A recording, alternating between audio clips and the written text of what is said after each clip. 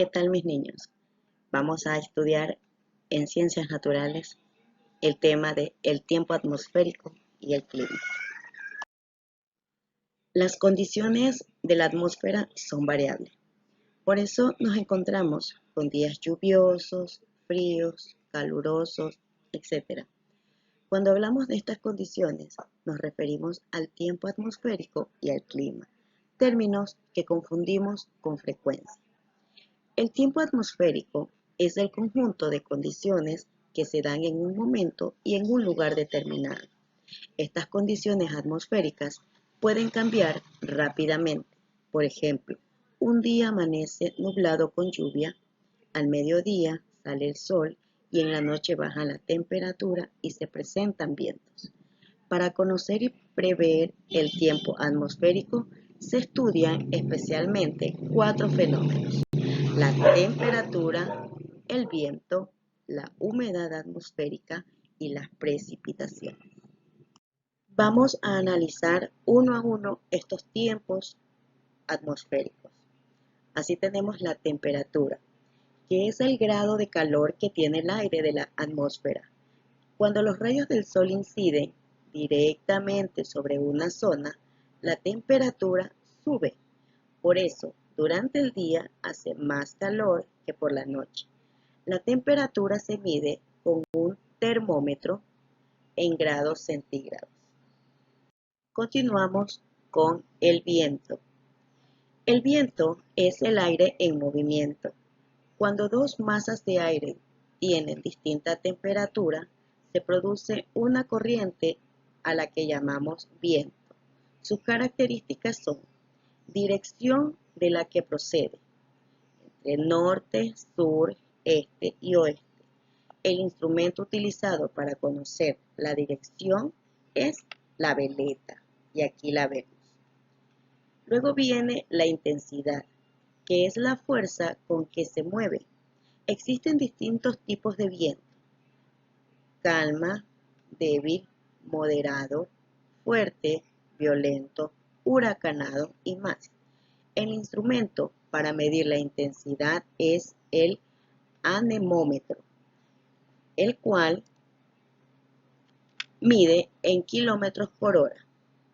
Este es el anemómetro.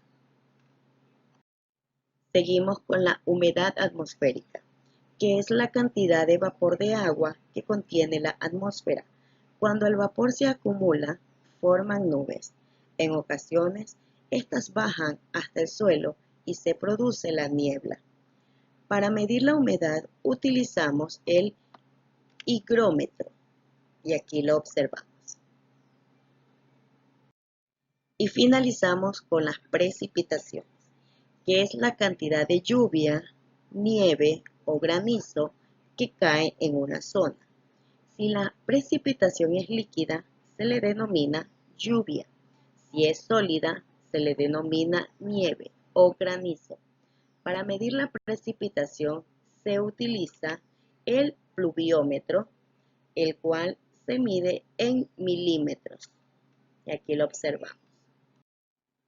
Ahora vamos a estudiar el clima, que nos dice que es el conjunto de condiciones atmosféricas que se repiten de forma habitual y cíclica a lo largo del tiempo en un lugar. Por ejemplo, decimos que en la zona mediterránea el clima en verano es caluroso y en invierno suave. Los principales factores que determinan el clima de una zona son la altitud y la distancia con respecto al mar. Vamos a analizar la latitud. La latitud es la distancia que existe desde cualquier punto de la Tierra hasta la línea ecuatorial denominada Ecuador. Ecuador, la cual deriva de su palabra ecuator y que significa igualador. Es la línea ecuatorial que divide al hemisferio en dos partes, hemisferio norte y hemisferio sur.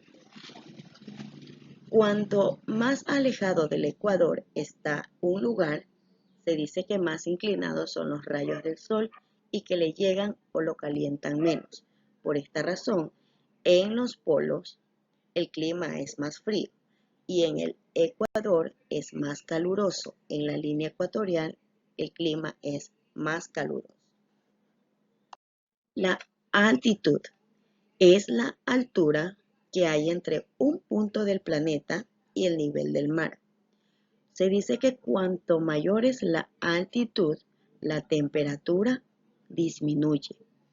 Así, en la cima de la montaña, el clima es más frío que junto al mar. Y finalmente tenemos la distancia con respecto al mar. Se refiere a la distancia que separa un lugar del mar. El mar se enfría y se calienta más lentamente que la tierra y por esta razón amortigua los cambios de la temperatura de las zonas cercanas a la costa, las refresca en verano y las calienta en invierno. Así, las zonas que están alejadas de la costa tienen unos veranos muy calurosos y unos inviernos muy fríos, mientras que las zonas costeras tienen un clima más